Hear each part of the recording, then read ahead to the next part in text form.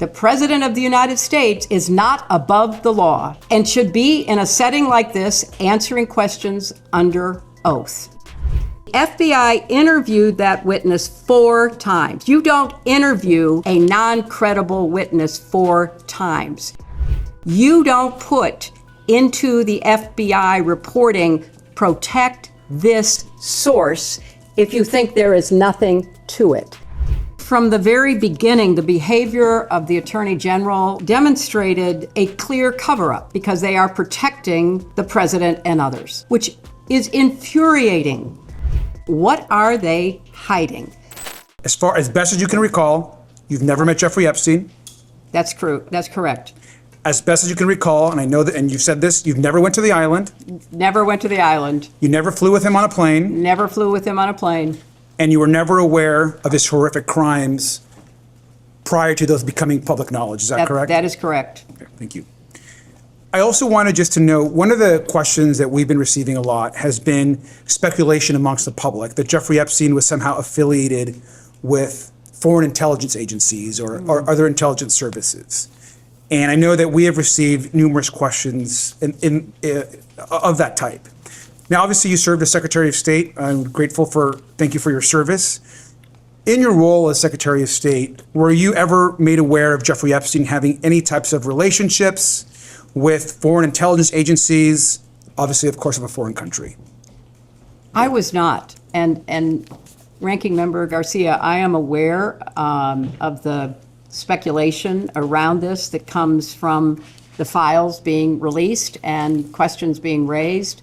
And I do think that is a fruitful area for the committee to investigate. No, I appreciate that, because I'll say of the types of questions that we're receiving, the kind of conversation around whether Jeffrey Epstein had any ties to foreign intelligence or was working with foreign governments continues to come up. And so obviously, as Secretary of State, that would be something I would imagine you may or may not have information for. So I appreciate that response. Madam Secretary, just lastly, I want to also thank you for your testimony. And broadly speaking, you've probably been following just recently, and if this week, we've seen, and there's been reports that numerous files are missing from the group of files that have been released. For the record, only about approximately 50% of the total files have likely been released. The other percentage have been withheld for whatever reasons we're not really sure of and don't really understand. It's also been reported by numerous outlets this week that the FBI has removed files that are supposed to be made available to the Congress that include serious allegations of alleged abuse by President Trump, sexual abuse to a minor. Now, these are allegations that we know have been corroborated in other ways, and the media have reported on these, but these files themselves have been removed. Now, we view this as a very serious matter. I've personally looked for these files in the archive manifest that lists which files should be placed there. Those files are no longer there. And we have been calling on the DOJ and the Attorney General to release all of the files. I'm wondering if, in your experience, obviously in the U.S. Senate, as Secretary of State, if you've any response to the behavior of the DOJ in their withholding of critical information and the apparent removal of files that could suggest serious crimes by folks in this administration. Congressman, I appreciate your raising this issue, and I appreciated the statement that you put out when this became public knowledge, thanks to investigative reporting, which revealed it.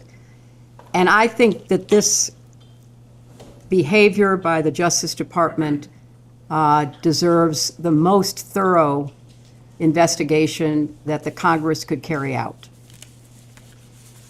As I understand the sequence of events, this committee subpoenaed the Justice Department, as well as the Epstein estate, as well as law enforcement officials from prior administrations, as well as my husband and me.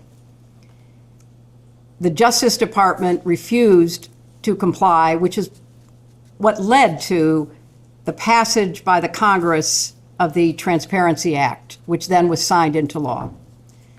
And I think from the very beginning, the behavior of the Attorney General and her staff has demonstrated either a gross incompetence, which is bothersome because they are the keepers of information that should be evaluated for law enforcement purposes, or a clear cover-up because they are protecting the president and others.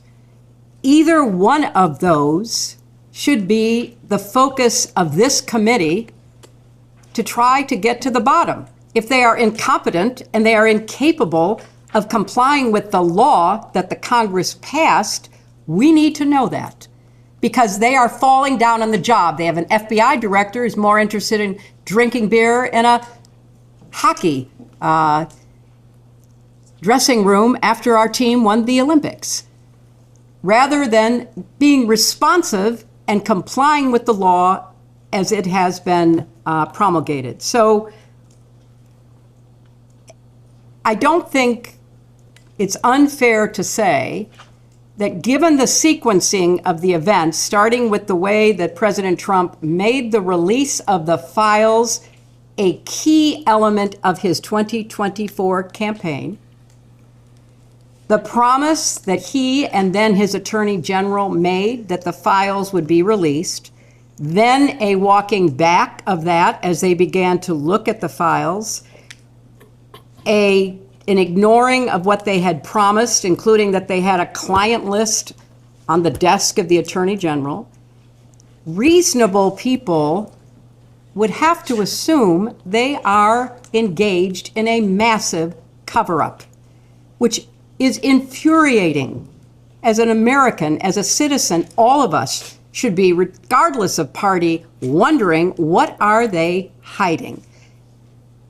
And that's why I said in my opening statement, the President of the United States is not above the law and should be, in a setting like this, answering questions under oath, as should others who are prominently featured in the files, and especially the group that is featured after 2008.